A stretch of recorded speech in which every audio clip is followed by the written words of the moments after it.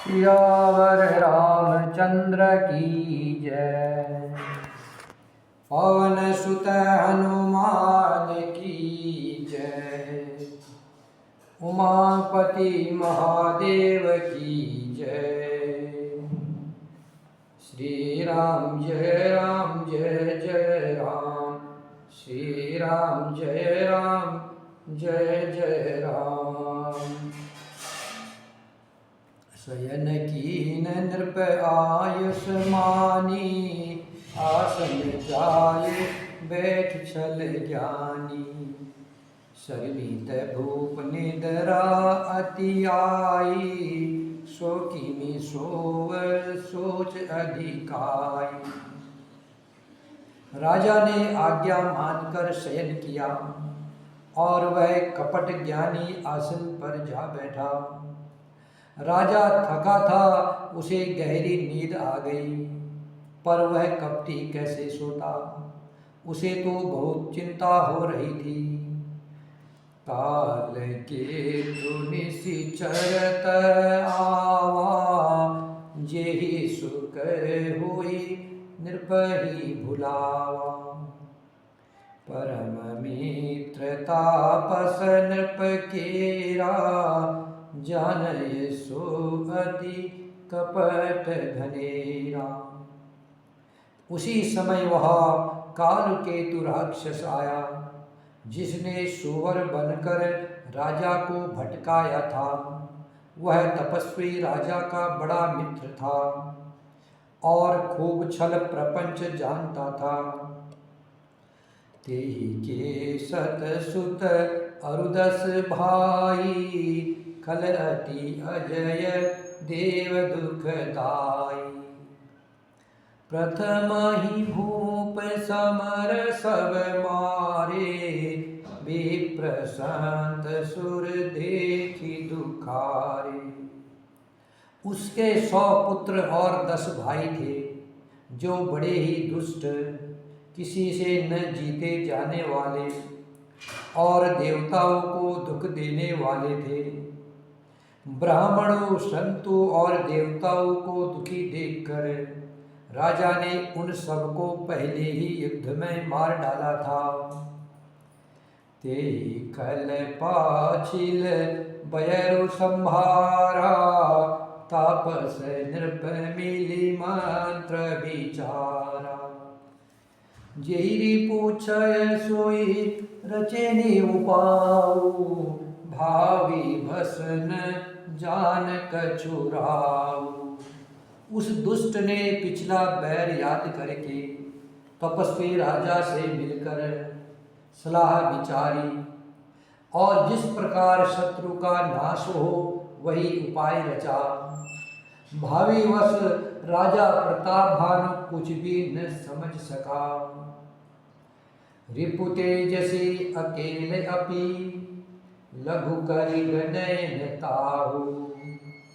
अजहु देत दुख रवि ससहि। सिर अवशेषित राहु। श्री राम जय राम। श्री राम जय जय राम।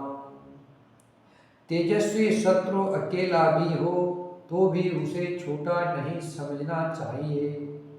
जिसका सिर मात्र बचा था वह राहु आज तक सूर्य चंद्रमा को दुख देता है। तापस नृप निज सकहि निहारी। हरषि मिलेहु ओठि भयउ सुखारी। मित्र ही कहीं सब कथा सुनाई। जातु धान बोला सुख पाई। तपस्वी राजा अपने मित्र को देखकर प्रसन्न हो उठकर मिला और सुखी हुआ। उसने मित्र को सब कथा कह सुनाई। तब राक्षस आनंदित होकर बोला, अब साधु रिपु सुनहु नरेशा। जो तुम कीन मोर उपदेशा। परिहरि सोच रहु तुम सोई, बिनु औषध व्याधि विधि खोई।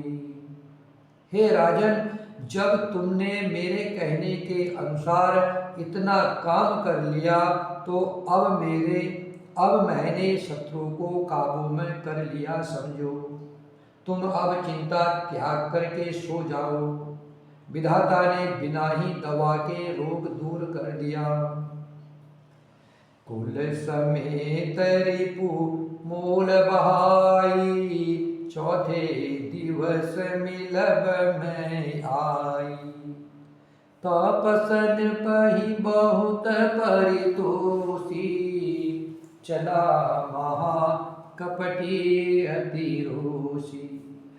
कुल सहित शत्रु को जड़ मूल से उखाड़ कर बहाकर आज से चौथे दिन मैं तुमसे आ मिलूंगा। इस प्रकार तपस्वी राजा को खूब दिलासा देकर के वह महामायावी और अत्यंत क्रोधी राक्षस चला। भानु प्रताप ही बाजी समेता, पहुँचा इसी क्षण माझ निकेता। निर्भही नारी पही शयन कराई, हयग्रह बादेसी बाजी बनाई। उसने प्रतापवान राजा को घोड़े सहित क्षण भर में घर पहुंचा दिया। राजा को रानी के पास सुलाकर घोड़े को अच्छी तरह से घुड़शाला में बांध दिया। राजा के उपरोहित ही हरि ले गयो बहोरी, ले राकेश गिरी खोह महु, माया करी मति घोरी। श्री राम जय राम, श्री राम जय जय राम। फिर वह राजा के पुरोहित को उठा ले गया और माया से उसकी बुद्धि को भ्रम में डालकर उसे उसने पहाड़ की खोह में ला रखा। आपु बिरचि उपरोहित रूपा, परे जायते ही से जय अनुपा।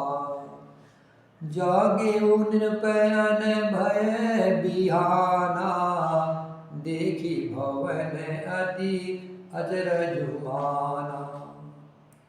वह खुद पुरोहित का रूप बनाकर उसकी सुंदर सेज पर जा लेटा। राजा सवेरा होने से पहले ही जागा और अपना घर देखकर उसने बड़ा ही आश्चर्य माना। मुनि महिमा मन महु अनुमानी, उठे गवई जेहि जानन रानी। कानन गयऊ बाजी चढ़ते ही, पुर नर नारिन जाने के। मन में मुनि की महिमा का अनुमान करके वह धीरे से उठा, जिसमें रानी न जान पावे। फिर उसी घोड़े पर चढ़कर वन को चला गया। नगर के किसी भी स्त्री पुरुष ने नहीं जाना। गए जाम जुग भूपति आवा, घर घर सब बाज बधावा। उपरोहित ही देख जब राजा, चकित बिलोक सुमिर सोई काजा। दोपहर दिन बीत जाने पर राजा आया। घर घर उत्सव होने लगे और बधावा बजने लगा। जब राजा ने पुरोहित को देखा तब वह अपने उसी कार्य का स्मरण कर उसे आश्चर्य से देखने लगा। जुग सम नृपहि गए दिन तीनी, कपटी मुनि पद रहमति लीनी। समय जानी उपरोहित आवा, निर्भही मते सब कही समझावा। राजा को 3 दिन युग के समान बीते। उसकी बुद्धि कपटी मुनि के चरणों में लगी रही। निश्चित समय जानकर पुरोहित बना हुआ राक्षस आया और राजा के साथ की हुई गुप्त सलाह के अनुसार उसने अपने सब विचार उसे समझा कर कह दिए। नृप हर्षिव पहचानि गुरु, भरम बस रहा न चेत। बरे तुरत सत सहस बरा, विप्र कुटुम्ब समेत। श्री राम जय जय राम, श्री राम जय जय राम। संकेत के अनुसार गुरु को उस रूप में पहचान कर राजा प्रसन्न हुआ।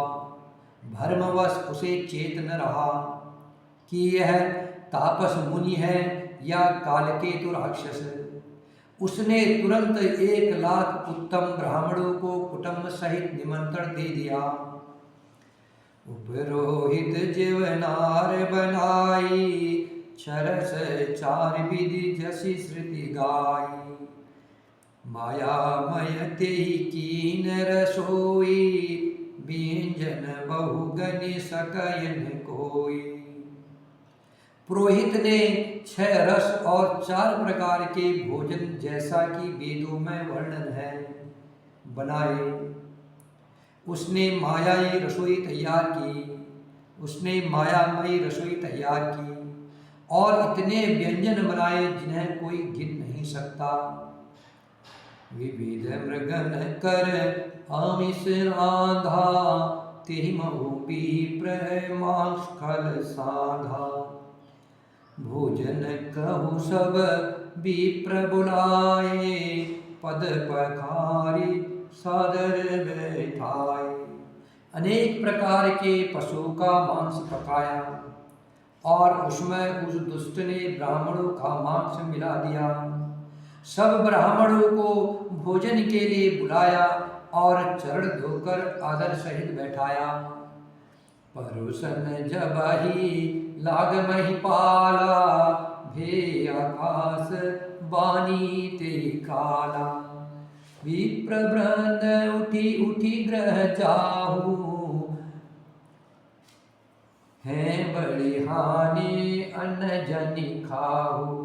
जो ही राजा परोसने लगा उसी काल केतु कृत आकाशवाणी हुई, हे ब्राह्मणों उठ उठ कर अपने घर जाओ। यह अन्न मत खाओ, इसके खाने में बड़ी हानि है। भयउ रसोई भूसर माशु, सब दिज उठे मानी विश्वासु। भूप विकल मति मोह भुलानी, भावी बसन आव मुख बानी। रसोई में ब्राह्मणों का मांस बना है। आकाशवाणी का विश्वास मानकर सब ब्राह्मण उठ खड़े हुए। राजा व्याकुल हो गए, परंतु उसकी बुद्धि मोह में भुली हुई थी। होनहार वश उसके मुंह से एक बात भी न निकली। बोले विप्र सकोप तब, नहीं कछु कीन विचार।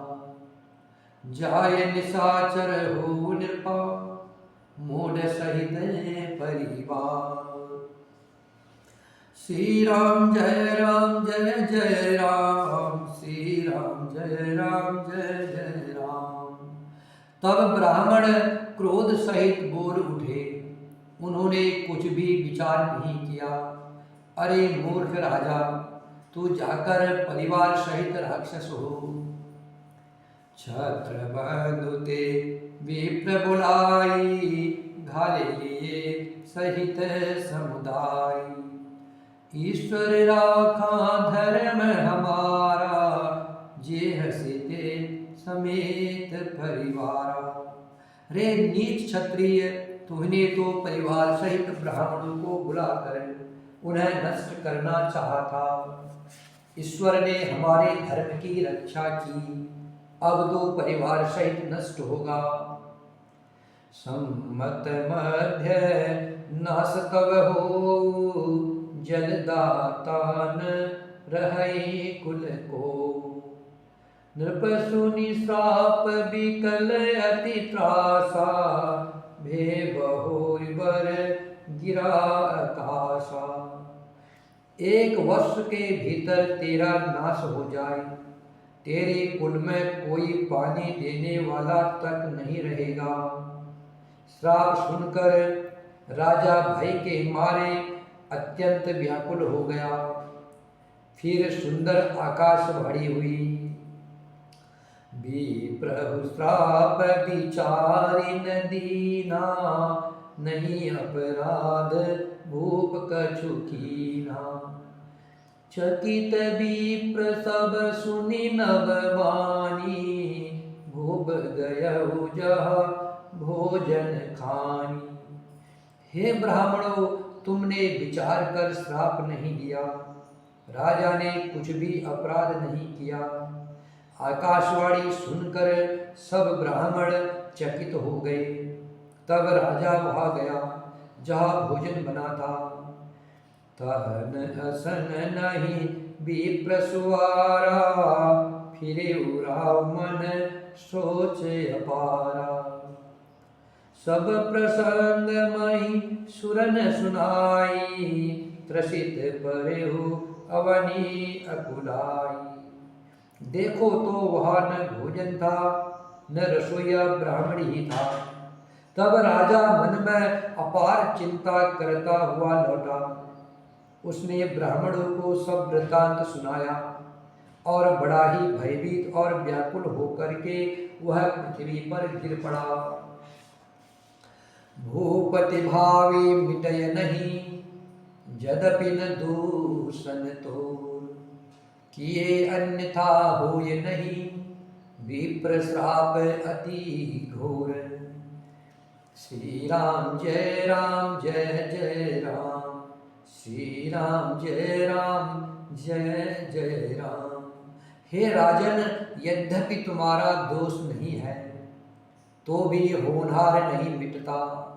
ब्राह्मणों का श्राप बहुत ही भयानक होता है, यह किसी तरह भी टाले टल नहीं सकता।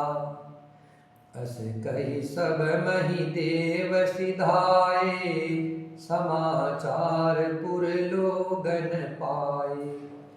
सोचहि दूषण देवहि देहि, बिरचत हंस काग किए जेहि। ऐसा कहकर सब ब्राह्मण चले गए। नगर वासियों ने जब यह समाचार पाया तो वे चिंता करने और विधाता को दोष देने लगे, जिसने हंस बनाते बनाते कौवा कर दिया। ऐसे पुण्यात्मा राजा को देवता बनाना चाहिए था, सो राक्षस बना दिया। उपरोहित ही भवन पहुँचाई, असुर ताप सही खबरी जनाई। तेहि कल जहतह पात्र पटाए, सज सजी सेन भूप सब धाये। पुरोहित को उसके घर पहुंचाकर असुर कालकेत ने कपटी तपस्वी को खबर दी। उस दुष्ट ने जहाता पत्र भेजे, जिससे सब बैरी राजा सेना सजा सजा कर चढ़ दौड़े। घेरिनि नगर निशान बजाई, विविध भांति नित होए लड़ाई। जूझे सकल सुभट करि करनी, बंधु समेत परेउ नृप धरनी। और उन्होंने डंका बजाकर नगर को घेर लिया। नित्य प्रति अनेक प्रकार से लड़ाई होने लगी। प्रताप भानु के सब योद्धा शूरवीरों की करनी करके रण में जूझ मरे। राजा भी भाई सहित खेत रहा, राजा भी भाई सहित मृत्यु को प्राप्त हुआ। सत्य के तु कुल को नहीं बाचा, विप्रश्राप किमि होई साचा। रिपु जीति सब निर्प नगर बसाई, निजपुर धवने जय जसु पाई। सत्यकेतु के कुल में कोई नहीं बचा, ब्राह्मणों का शाप झूठा कैसे हो सकता था। शत्रु को जीत कर नगर को फिर से बसाकर सब राजा विजय और यश पाकर अपने अपने नगर को चले गए। भरद्वाज सुन जाहि जबा, होय विधाता बा। धूरि मेरु सम जनक जमा, ताहि ब्याल सम दाम। श्री राम जय राम, श्री राम जय जय राम। याज्ञवल्क्य जी कहते हैं, हे भरद्वाज जी, विधाता जब जिसके विपरीत होते हैं तब उसके लिए धूल सुमेर पर्वत के समान भारी और कुचल डालने वाली, पिता यमराज के समान काल रूप और रस्सी सांप के समान काट खाने वाली हो जाती है। श्री राम जय राम, श्री राम जय जय राम, श्री राम जय जय राम, श्री राम जय जय राम।